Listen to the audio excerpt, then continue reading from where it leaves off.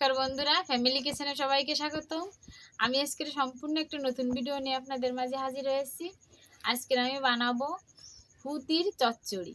আগেকার আমাকে মা ঠাকুমারা আমাদের তৈরি করে খাওয়াইছে, এখন আমি আমার মেয়েকে খাওয়াবো। কটা চাল জেড়ে কটা খুদ বের করেছি, এখন তো গুঁড়োতে পাওয়া যায় না, চালের থেকে যা বেরোয় সেইটা বের করে রাখিছি, আর মেয়ের কাছে আমরা একটু খাবো। তা আমি আজকে বানাই দেবো, আপনারা দেখবেন পুরো ভিডিওটা আমার, আমি কীভাবে খুদের চচ্চড়ি তৈরি করি। তাই দেখেন আমি এই জায়গায় খুদ নিয়ে নিছি আর নারকেল।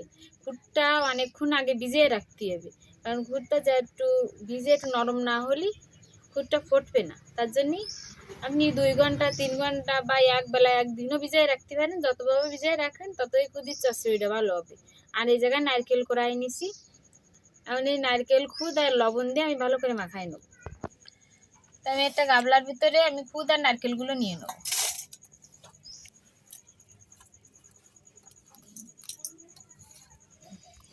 এখানে আমি খুদ আর নারকেল নিয়ে নিছি, এবার আমি লবণ দিয়ে দেবো, পরিমাণ মতো লবণটা দিয়ে দেবো।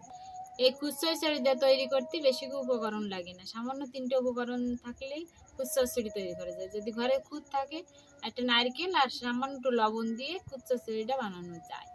আমি এই শুধু এই 3টে উপকরণ দিয়েই খুদ চচ্চড়িটা আপনাদের এখন আমি বানিয়ে দেখাবো।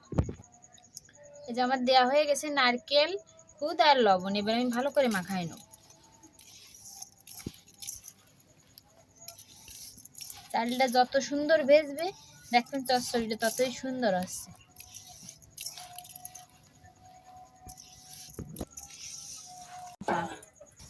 তাই দেখেন আমি ভালো করে মাখাই নিছি, এবার আমি এতে সামান্য একটু জল দিয়ে দেবো, কারণ জলটা থাকলে একটু চচ্চড়িটা একটু আঠালো আঠালো ভাব আসবে। খালি শুকনো খুদ দিলেই চচ্চড়িটা আঠালো ভাব আসবে না।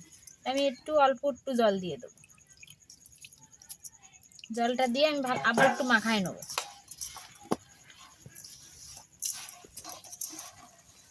এই দেখেন আমি চটকানো দেন নারকেল থেকে দুধটা বেরিয়েছে, কত সুন্দর হয়ে গেছে। দেখেন এরকম অল্প করে খুদ দেবো আর একটু জল দিয়ে আমি খুদ চচ্চড়িটা বানাবো। তাই আমার মাখানো হয়ে গেছে, এবার আমি চুলোটা দাঁড়াই দেবো। চুলোটা দাঁড়াই কড়াই বসাই দিছি, এবারে কড়াই গরম হয়ে গেলে আমি খুদ চচ্চড়ি বানাবো। আমার কড়াই গরম হয়ে গেছে, আমি অল্প একটু সাদা তেল দিয়ে দেবো, মানে সয়াবিন তেল, সর্ষের তেল ব্যবহার করা যাবে না। মানে কড়াইয়ের চারিপাশে আমি ভালো করে মাখায় নেবো তেলটা। এই যে আমার কড়াই গরম হয়ে গেছে, অল্প অল্প করে নিয়ে পুঁতি এই কড়াই চারিপাশে ভালো করে মেলে দেবো। এরকম করে হাত দিয়ে কড়াই চারিপাশে ভালো করে মেলাই দিতে হবে।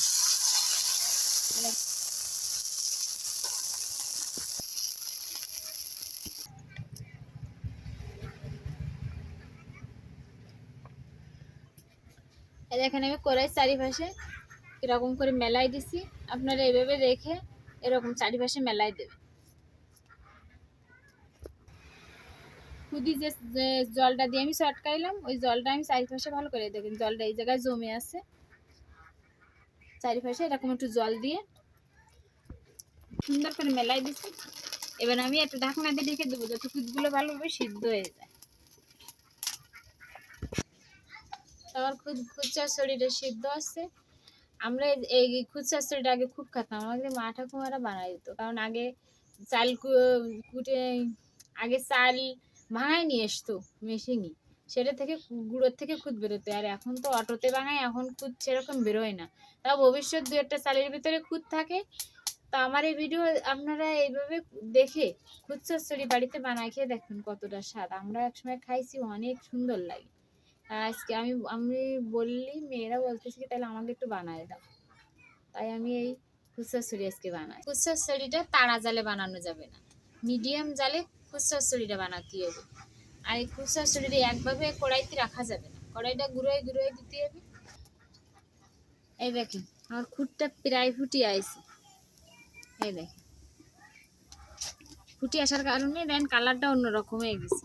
মানে কড়াইটা আস্তে আস্তে ঘুরে ঘুরে দিতে হবে, যাতে কড়াইয়ের খুদির চারিপাশে জালটা লাগে। এবার আমি ঢাকনাটা খুলে দেখবো খুদগুলো কিরকম সিদ্ধ হয়েছে। এই দেখেন আমার খুদ প্রায় সিদ্ধ হয়ে আছে। কিন্তু এখনো খুদগুলো আইতে পারিনি।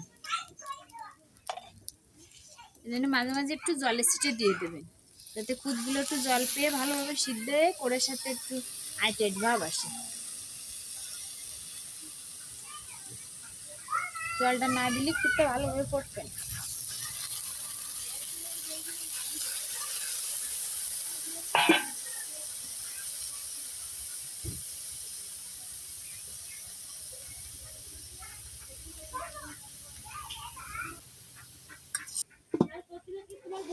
আমি আবারও ঢাকনা দিয়ে রেখে দেবো।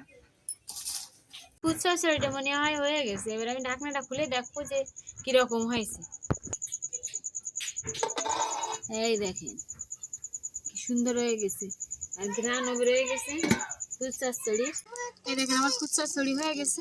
আর এই দেখেন কড়াই থেকে ছেড়ে দিয়েছে। এই খুদ চচ্চড়িটা হয়ে গেলে কড়াই তেল লাগিয়ে থাকে না, এখন নিশ্চয়ই ছেড়ে দিই ওটা। এই দেখেন এবার আমি একটা পাত্রে নামাই নেব। দেখেন কত সুন্দর। এই দেখেন আমার খুদ চচ্চড়ি হয়ে গেছে। এই উপর দেখতেছেন আপনারা, এই তলের থেকে দেখেন কত সুন্দর এরকম হয়ে এরকম পুড়ে হালকা হালকা পুড়ে যাবে আর কোড়ের থেকে ছেড়ে দেবে। আর এটা মচমচে খাতিও খুব সুন্দর। এই দেখেন এরকম করে খুদ চচ্চড়ি তৈরি করতে হয়। এই দেখেন মেয়েরা আমার খাজনি থাল প্লেট যে যা হয় নিয়ে বসে আছে। আর আমার ছোট মেয়ে তো বলতেছে কোনো দিন খাইনি মা, কোনো দিন খাইনি, তবে আমি ওকে দেবো। কন কিরম হয়েছে, আমার শাশুড়িও খাতি বসে গেছে। এই তিনি বুনি খাচ্ছে, খাই এবার বলবে কিরকম হয়েছে। ভালো আছে, আগে বানাই খাইছি, ভালো লাগে। আমি বৌমা বানাই খাতি দেশে তাই খাচ্ছি একটা তিনি বুনি। দারুণ হয়েছে তো, আমি জীবনে কোনোদিন খাইনি খুদ চচ্চড়ি, এই প্রথম খেলাম, তো অনেক ভালো হয়েছে। রাই বলো কেমন হয়েছে, কিরকম হয়েছে বাবা? ভালো হয়নি? আমার এই ভিডিওটা আপনারা দেখবেন ঘরে থাকা সামান্য উপকরণ দিয়ে, 3টে উপকরণের বেশি এতে লাগে না, দিয়ে আপনারা এরকম খুদ চচ্চড়ি তৈরি করে বাচ্চাদের দেবেন, বাড়ি থাকা সবাইকে খাওয়াবেন। দেখবেন কত সুন্দর খেয়ে, তারাও বলবে যে সুন্দর একটা খাবার। আপনিও খেয়ে দেখবেন। আমার ভিডিওটা যদি আপনাদের ভালো লাগে অবশ্যই লাইক কমেন্ট শেয়ার করবেন, সাবস্ক্রাইব করবেন। সবাইকে ধন্যবাদ।